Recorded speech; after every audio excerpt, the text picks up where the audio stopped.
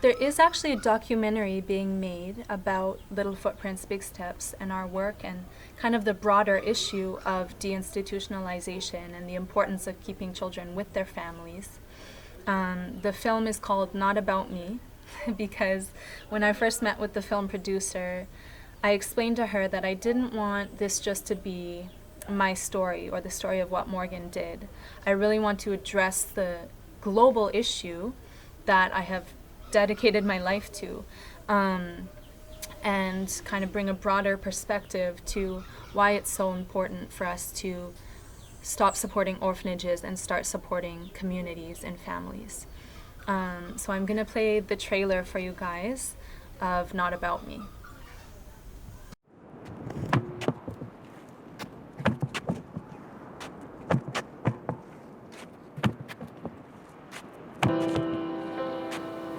When I first arrived in Haiti, like most foreigners, I thought that children in orphanages had no families.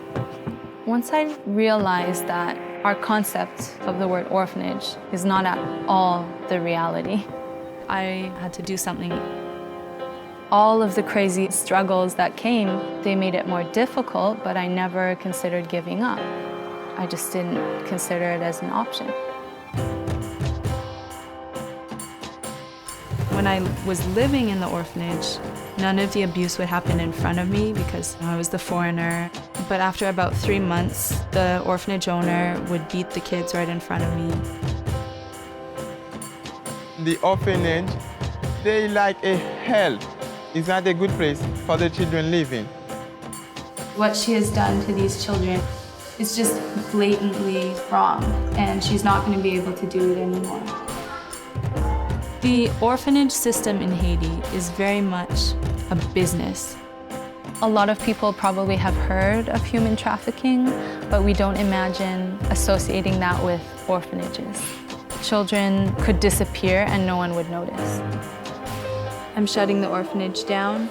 I am terrified by what that means for these kids.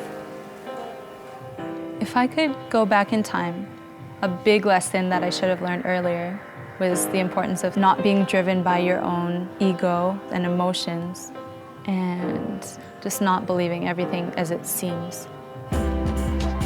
Our goal is raising awareness about these issues.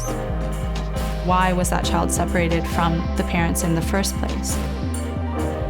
Haitian people always say, together we are strong. If we are a family, we can live better than we are now.